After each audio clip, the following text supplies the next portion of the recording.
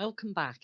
In this presentation, we're going to learn about how to append a new value to a linked list. We'll do some visualization of it and then write a Python program to do it. Okay, so now I'm going to show you how to code an append procedure using Python.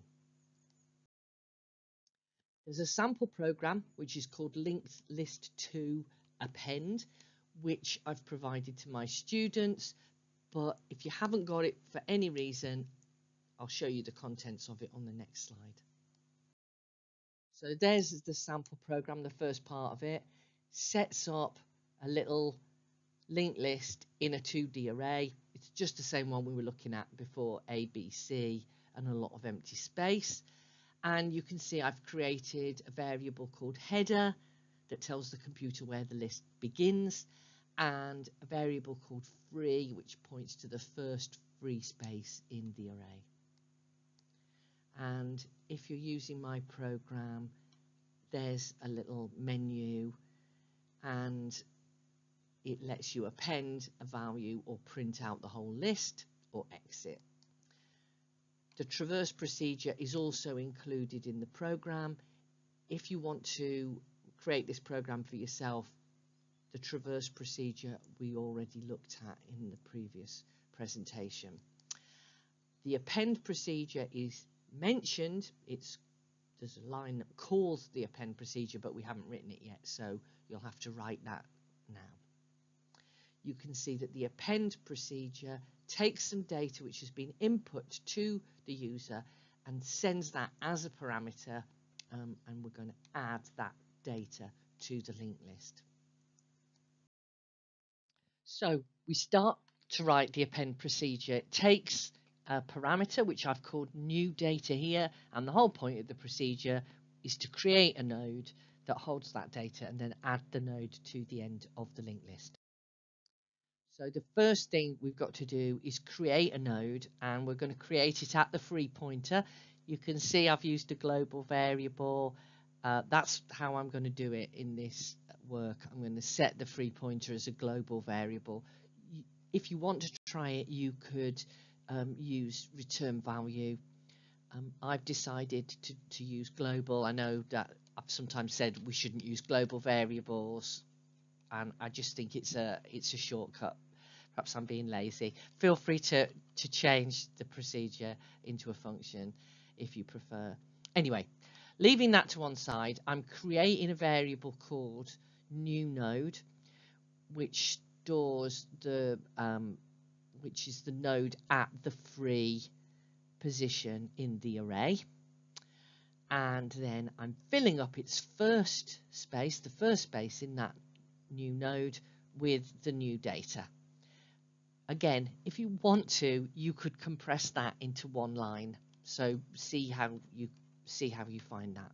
There's more than one way of doing it. So if you want to try some variants, those are some ideas that you could work on. Next, we're going to traverse to the end of the linked list. So we already know how to traverse. There it is. That's just the same code that we've used before for the traverse procedure. I'm going to make one change though. I'm going to get rid of the printing bit. So I'll delete the lines that printed out the data because there's absolutely no need to print out the values. All we're trying to do is just get to the end so that we can hook the new node onto the end of the list. So that traverse, those 4 lines of code, start at the header, follow the pointer from node to node, each time taking the second value of the node and making it the new pointer, moving to the next node, and it will stop when it gets to a node that has no pointer in it, which is where you want to be. And this procedure is nearly finished now. All we've got to do is point the last node of the list to the new node. Node 1 equals free. Let's think about what that means. Node 1, the current node, we know we're at the end of the list, so the current node is the last node in the list. The second value, Square brackets 1 means the second value in that node, which is the pointer value, and we're going to make it point to the free location because that's where we've just built our new node. And then we've got to update the free pointer, obviously, because that location is no longer free anymore. That's it. That's the append procedure. Let's look at it. So there's the complete procedure. As I say, that isn't the only way to do it. You might like to explore some variants. That bit gets the free pointer as a global variable, creates a new node at that position, and puts the new data in. This part of the procedure moves the pointer along to the final node of the linked list. And this part of the procedure hooks the new node onto the linked list by pointing to it, and then updates the free pointer. And because the free pointer is a global variable, that will update it for the whole program. So have a go at making that now for yourself. You can pause at this point, or go on, and I'll set some more exercises at the end. So the conclusion is we'll recap what happens when you append a value to a linked list, a little bit of theory, and I'll set you some exercises to do. To recap, when we append a value to a linked list, we make a new node at the free pointer, we traverse to the end of the list, we change the pointer at the end of the list so it points to the new node, which is at the free pointer, and then we update the free pointer so that next time we do this, it will be a new location. Tiny bit of theory.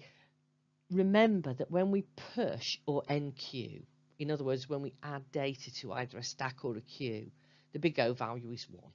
That's because we've got a pointer that goes straight to the place where we add values. But if we append to a linked list, the big O value is n, because you have to follow the pointers right to the end of the list. Now, there are obviously many advantages over a linked list compared to a queue or a stack, but this is a significant advantage to the stack or advantage to the queue. And we've spoken about that before, but this is just tying up that loose end. And now here are some exercises for you to try. I'll quickly go through these, and you can pause at any point and write it, or wait to the end and then go back and try as many of these as you want. So obviously you could create the append procedure shown in this lesson. You could copy from this presentation, or you could close the presentation and try and do it from memory, or as I say, you could try other variants on it for yourself. You could create a second append which appends to the top or the star of the list, or call it anything you like. The big O value of that is much smaller because you don't have to traverse to the end before you can hook it on, but it will need some slightly different coding, so have a go at that. Once you've got those working, try to create a function that counts through the list and returns the number of items, and that will work very much like the len function that works with any Python sequence. So just count the number of items in the list. That is obviously not the same as the size of the array. Try some string transformations because the data in this linked list is all strings. So you could create a lowercase procedure that goes through all the characters, making them lowercase, or any other string transformation that you like. For instance, you could have a encryption algorithm that hides a message by encrypting every value, but don't use Python ready-made functions to do this. Try and write it from scratch. And then you could create a completely new program which processes numerical data. So create linked lists of numerical data and then write functions to process those lists, and then return some of the values that you generate, such as the sum or the mean or the median value of the list. Once again, obviously there are Python functions that will do this for you, but the point is for you to get familiar with processing linked lists. I'm not expecting everybody or even anybody to do all of those. I would set yourself a challenge that's suitable for you. And if you want to start by simply copying what we've done in this presentation, that is absolutely fine. It's a good way to get going. All right, well done everyone. So I'm going to do another lesson about inserting a value into the middle of a linked list, and a lesson about deleting a value from a linked list. So look out for those. Cheerio now.